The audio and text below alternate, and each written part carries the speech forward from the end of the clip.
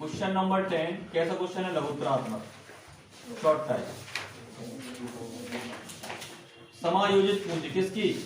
X की समायोजित पूंजी और वाई की समायोजित पूंजी कितने कितने दे रखी है? 30,000। ये इसकी 30,000 और इसकी, और न्यू पार्टनर कौन है? जेड। नया साझेदार जेड की पूंजी कितनी पूंजी है? नई साझेदार जेड की 25,000। इस तरह से कुल पूंजी कितनी हुई? 80। कुल पूंजी हो गई इसकी 80,000। एक्स जेड के आधार पर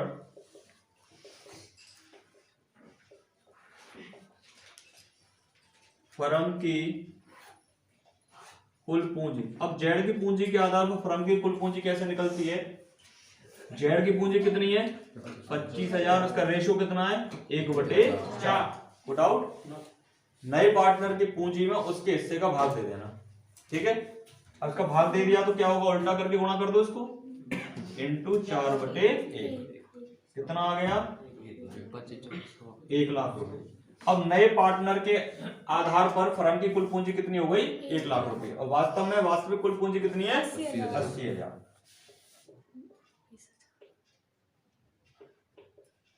वास्तविक कुल पूंजी।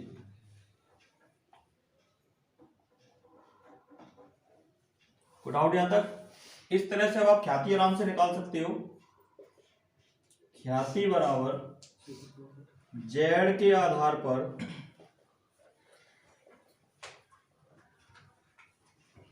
फर्म की कुल पूंजी माइनस, मैंने फॉर्मूला लिखवाया था फर्म की समायोजित पूंजी माइनस नए पार्टनर की पूंजी, तो मैंने तीनों को टोटल करके यहां लिख दिया है, ठीक है। वास्तविक पूंजी, फर्म की वास्तविक कुल पूंजी, देखिए भाई इसके आधार पर कितनी? 1 लाख रुपए। और वास्तविक कितनी है? टोटल कितना हुआ? ख्याति कितनी आ गई? 20,000। ये अपना क्या हुआ? आंसर। कोई दिक्कत?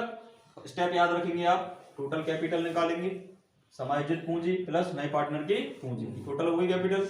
इसके बाद हम करेंगे जेड के आधार पर फर्म की कुल पूंजी। ये कैसे निकलती है? कोई भी क्वेश्चन हो इसमें ऐसे निकलेगी, जेड की पूंजी बटे जेड का हिस्सा, इसके हिस्से को उल्टा करके गुणा कर देना, ठीक है। तो ये क्या आ जाएगी? समायोजित, ये आ जाएगी जेड के आधार पर कुल पूंजी या नए पार्टनर के आधार पर कुल पूंजी, ठीक है। और इस तरह से हम निकाल लेंगे ख्याति को। अगर मानो ये आंसर माइनस का आ रहा होता बाई चांस, ठीक है, जरूरी थोड़ी प्लस का है, माइनस का भी तो आ सकता है। माइनस का अगर ये आंसर आता तो इसके रूट को कितनी लिखते? फिर हम 0। ध्यान रखना इस बात को, ठीक है ना। मान के चलो ये होता 80,000 और ये होता 1 लाख, तो आंसर कितना आता? माइनस के 20,000। तो या माइनस का 20,000 नहीं लिखते क्योंकि गुडविल कभी भी माइनस में नहीं होती, तो आंसर कितना आता? 0।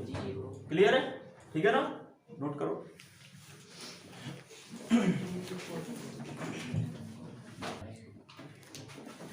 क्वेश्चन नंबर 11 आपसे कह रहा है 31 बार है 16 को समाप्त वर्ष में चिट्ठे में ए और बी की पूंजी क्रमशः 40,000 और 30,000। ये ए और बी की पूंजी है, समायोजित पूंजी नहीं है, ये ध्यान रखना, ठीक है। तो कैसा निकालेंगे? देखो, capital of A, capital of A, capital of B. A की कैपिटल कितनी है? 40,000।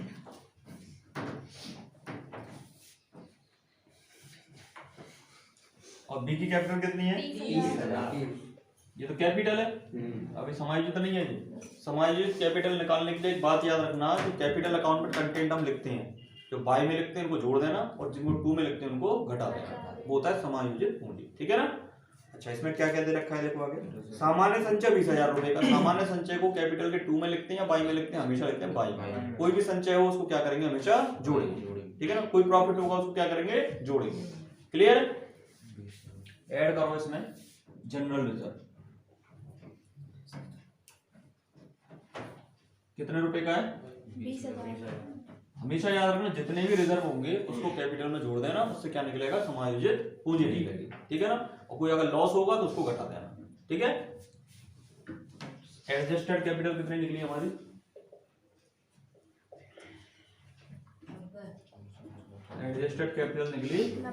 90,000। क्लियर, पहला पॉइंट निकल गया। अब फॉर्मूला हम लगा सकते हैं, पहले दूसरा पॉइंट निकालो, ये पहला पॉइंट निकल गया। ठीक है, सेकंड पॉइंट है total capital of firm basis of, किसके बेस पे निकाल रहे हैं? कौन पार्टनर आ रहा है हमारे पास? सी आ रहा है, और बेसिस ऑफ सी रेशियो। सी की कैपिटल कितनी है क्वेश्चन में? 50,000। और सी का रेशियो कितना है? 1/3। कैलकुलेशन करेंगे तो कितना निकल के आएगा? 1,50,000। कोई डाउट इसमें? क्लियर। अब गुडविल का मैंने आपको फॉर्मूला लिखवाया था, goodwill equal to hidden goodwill है, ठीक है ना? पर हिडन शब्द लिखते नहीं है यहाँ पे। हिडन गुडविल बराबर इसमें आएगा टोटल एडजस्टेड कैपिटल, सॉरी ये नहीं, total capital as per new partner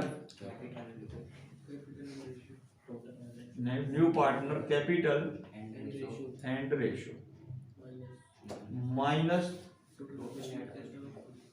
total adjusted capital, ठीक है, और माइनस न्यू पार्टनर कैपिटल। अच्छा, जब हम दोनों को हम जोड़ देते हैं तो इसी को हम क्या बोलते हैं? Total capital. क्लियर है, जो पिछले क्वेश्चन में अभी हमने किया था। ठीक है, अलग अलग कर दिया यहाँ। तो यहाँ कितनी कैपिटल लाई? टू नए पार्टनर के बेसिस पे 1,50,000। एडजस्टेड कैपिटल कितनी आई? और नए पार्टनर की कैपिटल कितनी है? देन गुडविल मेरी कितनी आ गई? 10,000। कोई दिक्कत इसमें? डाउट? क्लियर है ना? नोट करो।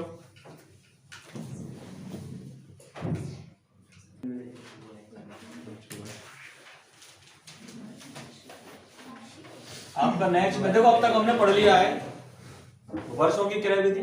उसके अंदर 3 पॉइंट पढ़े, सामान्य लाभ, भारित लाभ और अधिलाभ, सुपर प्रॉफिट तक। सेकंड नंबर पे हमने क्या पढ़ा? सेकंड नंबर पे हमने पढ़ा सेकंड नंबर पे हमने पढ़ा वो पहले पॉइंट के अंदर के मेथड थे जितने भी हमने पढ़े, वर्षों की क्रय विधि, पूंजीकरण विधि। पूंजीकरण विधि के आपको 2 फॉर्मूले मैंने लिखवाए, जिसमें से एक फॉर्मूला हमारे सिलेबस में। तीसरे नंबर पे हमने पढ़ा हिडन गुडविल, क्लियर, गुप्त ख्याति। 3 पॉइंट हमने पढ़ लिए। चौथे नंबर पे हम पढ़ रहे हैं वार्षिकी विधि। हेडिंग डाल लो, एन्युटी मेथड, वार्षिकी विधि। देखिए भाई,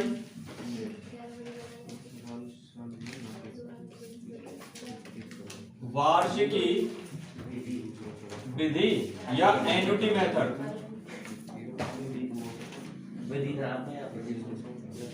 गुरुजी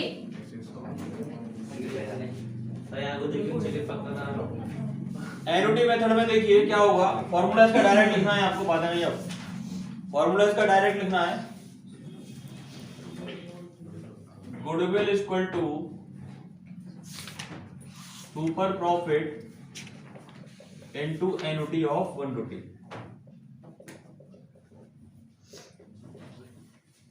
ये एन्युटी ऑफ 1 रुपी आपको कैलकुलेट करके देगा क्वेश्चन में कि कितनी होगी। वैसे निकल भी जाती है, बट बिना कैलकुलेटर के नहीं निकलती है, ठीक है ना? इसका लंबा चौड़ा फॉर्मूला होता है, कैलकुलेटर में से निकालने में 1 सेकंड लगती है बस, ठीक है? 1 सेकंड में निकलवा दूंगा मैं। और आगे की क्लासेस में जब आप आओगे बड़ी क्लास में, तो ये आपको कैलकुलेट करनी पड़ेगी खुद। 12th लेवल पे आपको क्वेश्चन में दे देगा कि एन्युटी की वैल्यू कितनी होगी, ठीक है ना? अब इस पर बेस्ड जो है केवल फॉर्मूला आपको लिखना है, ज्यादा इसमें लिखना नहीं है। क्वेश्चन नंबर 12, क्वेश्चन नंबर 12 आप देखिए, किसी वर्ष के अधिलाभ आपके 10,000 है, सुपर प्रॉफिट आपको दे रखा है 10,000।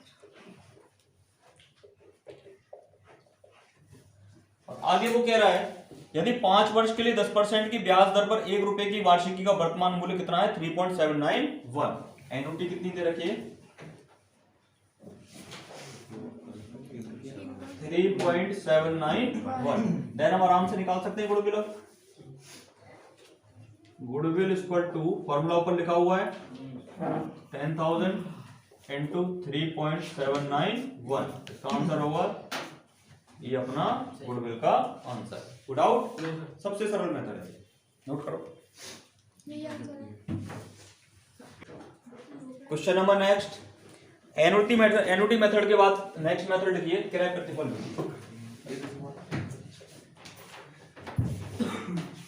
क्रय प्रतिफल इसको बोलते हैं परचेज कंसिडरेशन मेथड।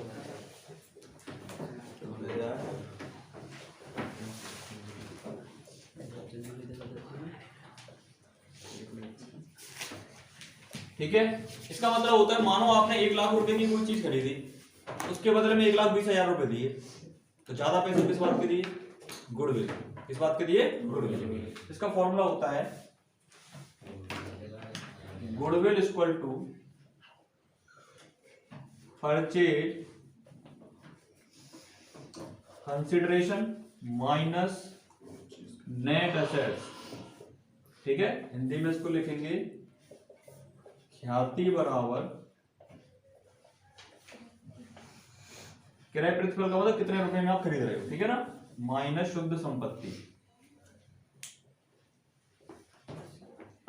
अब देखिए ये शुद्ध संपत्ति कैसे निकलती है, नेट एसेट्स कैसे निकलती है। नेट एसेट्स बराबर एसेट्स माइनस लायबिलिटी। कौन जितनी एसेट आपने खरीदी है और उसमें से वो लायबिलिटी घटा दो जो आपने खरीदी है, ठीक है ना, तो क्या आ जाएगी? Net assets. क्लियर? नोट करो उसको फटाफट। लास्ट कॉन्सेप्ट है ये आपके गुडविल का बस।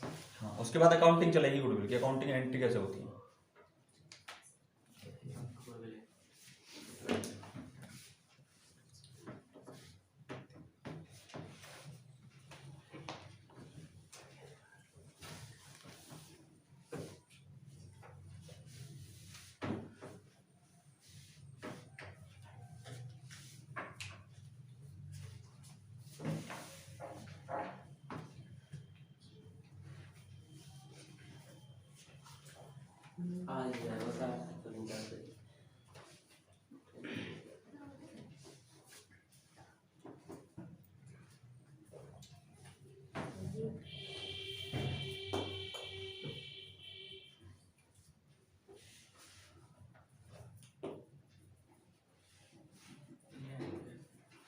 हाँ भाई, क्वेश्चन नंबर नेक्स्ट देखो, बहुत सरल क्वेश्चन है। क्वेश्चन नंबर 13, किसी व्यवसाय का क्रय प्रतिफल 3,50,000 रुपए है। ठीक है, फॉर्मूला यही लगेगा अपना। क्वेश्चन नंबर 13, ठीक है। क्वेश्चन नंबर 13 में कह रहा है किसी व्यवसाय का क्रय प्रतिफल जो है वो कितना है? 3,50,000। परचेज कंसिडरेशन 3,50,000 फॉर्मूले में रख दो, ठीक है, माइनस आगे कह रहा है एसेट्स इसकी 4,00,000 और लायबिलिटी 80,000। तो नेट एसेट निकाल सकते हैं। एसेट कितनी? 4,00,000 और लायबिलिटी कितनी? 80,000। तो मेरा कितना आया नेट एसेट? 3,20,000। तो यहाँ लिख दो 3,00,000। तो गुडविल कितने रुपए की हो गई? 30,000 की। वही नियम सब जगह काम करेगा। गुडविल अगर नेगेटिव आएगी तो गुडविल क्या मानेंगे? 0। ठीक है,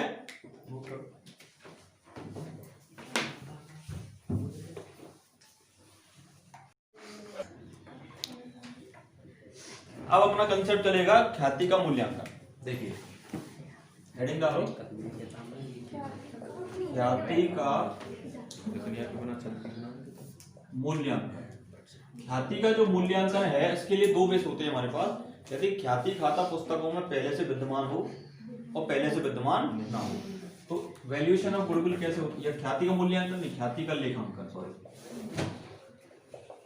accounting of goodwill. Accounting of goodwill, accounting of goodwill, ठीक है। तो इसका पहला कंसेप्ट होता है, 2 कंसेप्ट होते हैं। यदि ख्याति खाता पुस्तकों में विद्यमान ना हो। दूसरा कंसेप्ट होता है इफ, इंग्लिश में लिख लो, goodwill not exist in books, ठीक है। सेकंड होता है यदि ख्याति खाता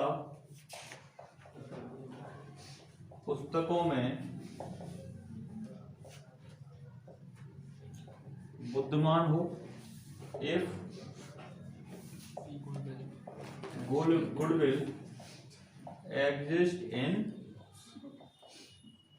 ठीक है। बेसिकली इसको बहुत अच्छे से समझना है, तो बेस है पार्टनरशिप का ये, ठीक है। सेकंड नंबर पे जो गुडविल की अकाउंटिंग होती है, याद रखेंगे आप, accounting standard 26 and IAS, Indian accounting standard, Ind AS बोलते हैं, ठीक है ना, 38 के अकॉर्डिंग की जाती है। इसको एक नंबर का क्वेश्चन आता है, इसको अच्छे से आप याद रखेंगे, ठीक है।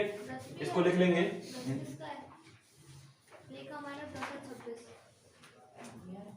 मैं बताऊँ बिल्कुल, देखो भारतीय लेखा मानक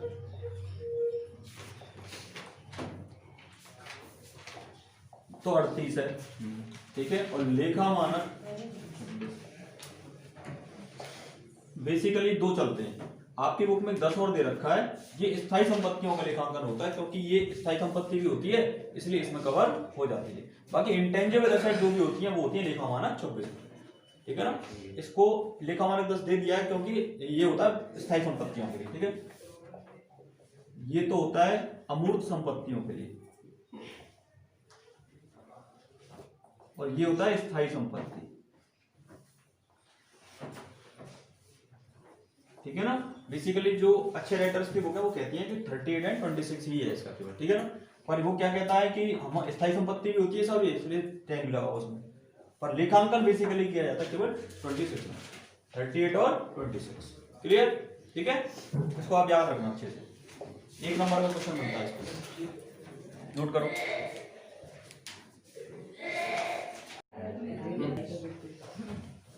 कल हम ख्याति के लेखांकन की बात कर रहे थे, तो पहला इसका क्वेश्चन बनता है ख्याति का लेखांकन के लिए भारतीय लेखा मानक कौन सा है। भारतीय लेखा मानक 38, लेखा मानक कौन सा है, लेखा मानक 10 और 26, ठीक है। लेखा मानक 10 जो है वो स्थायी संपत्तियों के लेखांकन से संबंधित है, और लेखा मानक जो 26 है वो अमूर्त संपत्तियों के लेखांकन से संबंधित है, क्लियर। क्योंकि गुडविल स्थायी संपत्ति भी होती है और अमूर्त संपत्ति भी होती है, इसलिए लेखा मानक 10 भी लगता है, लेखा मानक 26 भी लगता है। ये 3 लेखा मानक आपको याद रखने, एक नंबर का प्रश्न इसमें बन जाता है, ठीक है, जो मैंने लिखवा दिया था। अब इसका लेखांकन कैसे किया जाएगा, तो इसके लेखांकन की विभिन्न क्या है परिस्थितियां हैं। तो पहली परिस्थिति, जब नया साझेदार ख्याति की राशि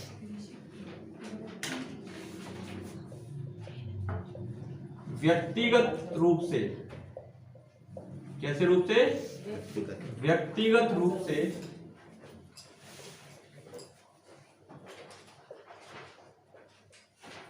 नए साझेदारों को फर्म के बाहर दे दे, मतलब पार्टनर जो आ रहा है उसने मामला सेटल कर लिया फर्म के बाहर ही, आप लोगों को इतने पैसे दूंगा, आप लोग मुझे अपना पार्टनर बना लो, ठीक है ना। बाहरी बाहर सेटल कर लिया उसने, फर्म में कोई पैसा आया ही नहीं है, तो इसकी क्या एंट्री करेंगे हम, इस तरह का कोई पॉइंट होगा तो कोई पैसा फर्म में नहीं आया आपके में, तो क्या होगा ये नो एंट्री। कोई डाउट इसमें, क्लियर है, ये पॉइंट सबको क्लियर है। ऐसा पता कैसे लगेगा क्वेश्चन में, ये बात क्वेश्चन में आपको साफ साफ कह देगा कि व्यक्तिगत तौर पे लाया है, और ठीक है ना, ये लाइन आपको साफ साफ दे देगा क्वेश्चन में। इस वर्ड को आप याद रखना, पर्सनली, ठीक है। ये कंसेप्ट क्वेश्चन में कभी काम आने वाला नहीं, ठीक है ना। ये बस एक पॉइंट अगर गुडविल का पूछ लेगा तो इसमें आपको जवाब देना पड़ेगा, ठीक है। सेकंड नंबर पे कंसेप्ट बनता है, जब नया साझेदार ख्याति की राशि कैसे लाए, नगद में लाए। When new partner bring goodwill in cash, ठीक है, नगद में लेके आ रहा है सब, क्लियर। पैसे आ रहे हैं हमारे पास, और पैसे आ रहे हैं तो क्या एंट्री करते हैं हम लोग, cash account debit to goodwill. पैसे आ रहे हैं तो cash account debit to goodwill account. Chhattisgarh याद रखना, ठीक है मतलब CG, अच्छा ठीक ठीक है, याद रखना CG। गुडविल लाने की एंट्री क्या होती है? CG, है कैश टू गुडविल। क्लियर? आ गई गुडविल हमारे पास, कोई डाउट? नया पार्टनर जितना भी पैसा लेके आया उसकी क्या एंट्री करेंगे? Cash account debit to goodwill account. याद रखनी है ये वाली एंट्री। अब सेकंड नंबर पे क्या करेंगे? इस गुडविल को कौन ले लेगा? नया पार्टनर तो ले आया, अब इस गुडविल को कौन लेगा? पुराने पार्टनर। किस रेशो में लेंगे? इसको कर दो डेबिट, इसको कर दो debit. Goodwill account debit to old partners, old नहीं, इसको ओल्ड नहीं लिख सकते, इसको लिखेंगे सैक्रिफाइसिंग पार्टनर।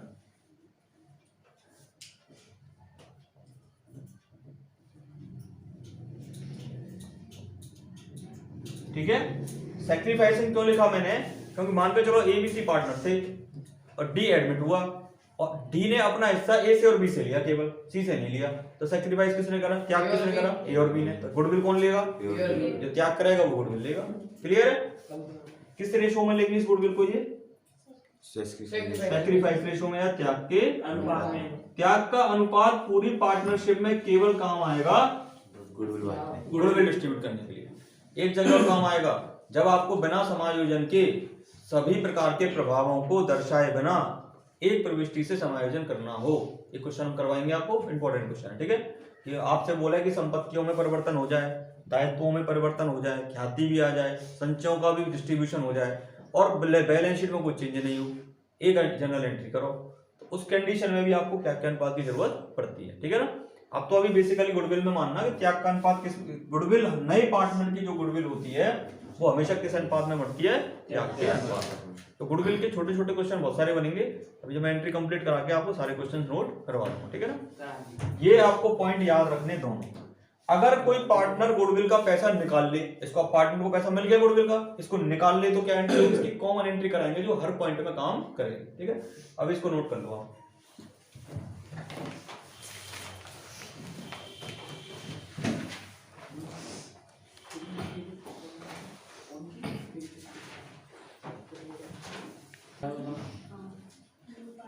अच्छा, पहले दूसरा पॉइंट हो गया। तीसरा पॉइंट हमारा होगा जब ख्याति की राशि नगद में नहीं लाए। भाई जरूरी थोड़ी पैसा लेके आ, नहीं लेके आ रहा तो क्या करोगे फिर? तो जब ख्याति की राशि नगद में नहीं लाए,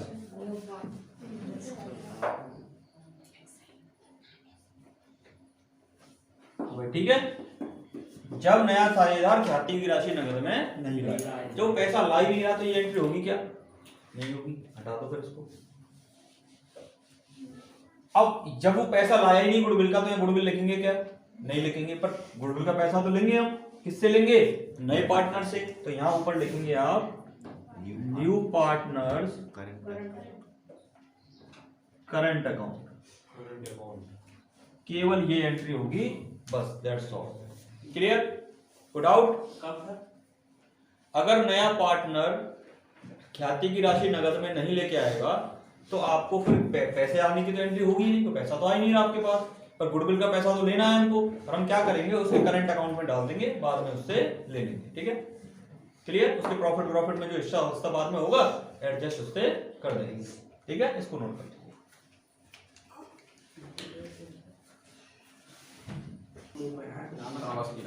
अब चौथा जो पॉइंट आएगा वो कह रहा है साहब उसके पास ना तो वो नगद देने के लिए पैसा है, ना पूरा उधार करना चाह रहा है, तो कह रहा है थोड़ा सा पैसा तो नगद ले लो और थोड़ा सा कर ले दो सामने। ठीक है ना? तो देखो ऐसे फिर क्या एंट्री होगी?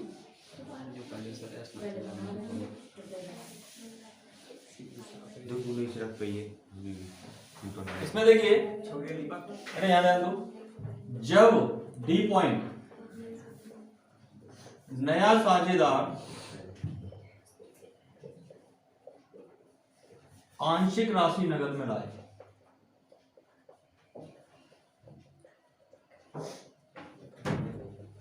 आंशिक राशि नगद लाए, आंशिक का मतलब पूरा पैसा नहीं लेके आना। ठीक है ना? आंशिक लाना थोड़ा सा। तो अब इसकी क्या एंट्री करेंगे? इसकी इंग्लिश में लिख लो, when new partner bring goodwill in cash partially. ठीक है, इसकी जब एंट्री करेंगे, थोड़ा सा पैसा जो नगद ला रहा है उसकी तो एंट्री कैश में कर दो, नगद राशि से। नगद राशि लाने पर जितना नगद ला रहा है कैश अकाउंट डेबिट टू भाई वो जैसे मानो 1 लाख रुपए की गुडविल है और वो 70,000 रुपए ला रहा है तो 70,000 की एंट्री तो करो तो जितना लेके आ रहा है, ठीक है। सेकंड नंबर पे अब इस गुडविल के पैसे को डिस्ट्रीब्यूट करेंगे। गुडविल अकाउंट डेबिट, ये तो जो पैसा लाया वो, और जो बच गया जो रह गया उसके लिए क्या करेंगे, new partner current account debit to sacrificing partner capital account. Clear. अगर क्वेश्चन में आपको कह रहा है कि जो पूंजी है वो स्थिर पूंजी है तो यहाँ कैपिटल की जगह क्या आ जाएगा, करंट अकाउंट आ जाएगा। सीधा नियम याद रखना, ठीक है। बात समझ में आ गई। क्या हुआ, मान के चलो 1 लाख की गुडविल है, 1 लाख में से यहाँ कितने ले आया वो 70,000, तो ये तो 70,000 हो गया। कितने बच रहे हैं हमारे पास 30,000, 30,000 यहाँ लिख देंगे, हो गया 1 लाख। इस 1 लाख को त्याग के अनुपात में बांट देंगे, किस रेशो में, सैक्रिफाइसिंग रेशो में, सैक्रिफाइसिंग रेशो। क्लियर।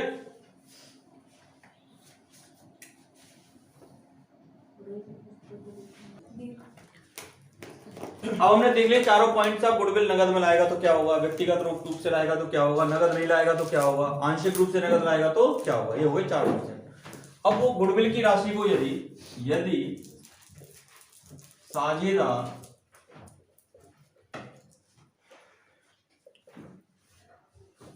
ख्याति की राशि को फर्म से निकाल लें, वस्तु के रूप में लाए वो भी तो है। हाँ वो कर लेंगे, वस्तु के रूप में देख लेंगे, ठीक है। फर्म से निकाल लें। क्लियर। अगर जिन साझेदारों को ख्याति का पैसा मिला है अगर वो फर्म से निकाल लेंगे तो क्या एंट्री होगी, एंट्री होगी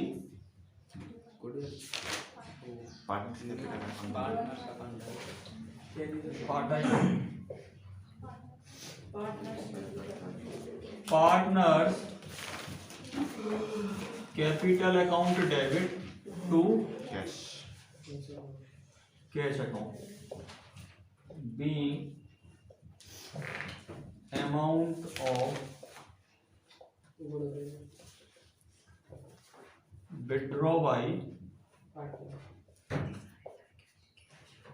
partners। क्लियर। इसको नोट करो।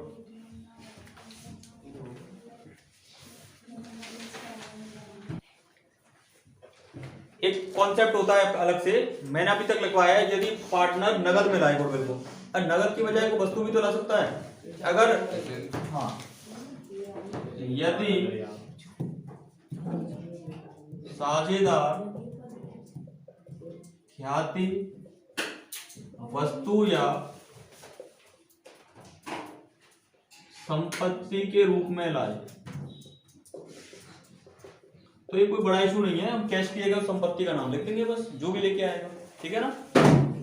इसकी एंट्री हो जाएगी एसेट्स अकाउंट डेबिट, काइंड लिख लो, एसेट लिख लो, एक ही बात है, ठीक है ना। उसका नाम आ जाएगा, जो भी वस्तु लेके आया, बिल्डिंग लाया बिल्डिंग, स्टॉक लाया स्टॉक, मान के चलो फर्नीचर लाया फर्नीचर, जो भी लेके आएगा उसका नाम लिख देंगे बस, ठीक है ना। टू गुडविल, और इस गुडविल को डिस्ट्रीब्यूट कर देंगे। Goodwill account debit to partners current account, partners current account, current नहीं कैपिटल। क्लियर है। तो ये सारे कंसेप्ट आप सब बच्चों को याद अच्छे से करने हैं।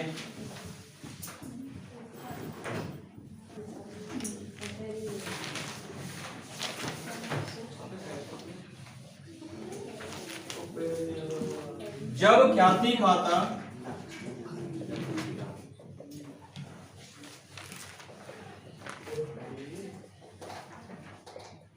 पुस्तकों में विद्यमान हो,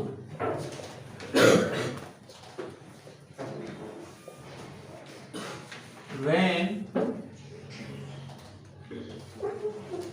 goodwill exists इन बुक्स। ठीक है, तो क्या करेंगे,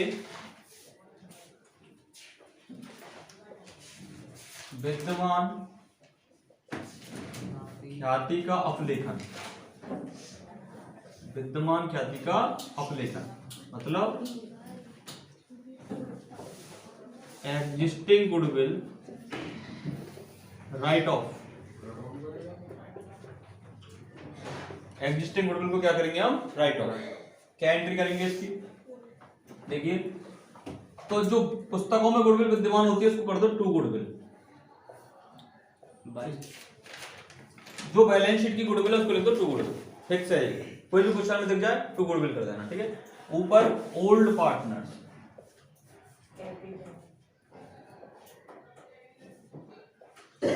old partners capital account being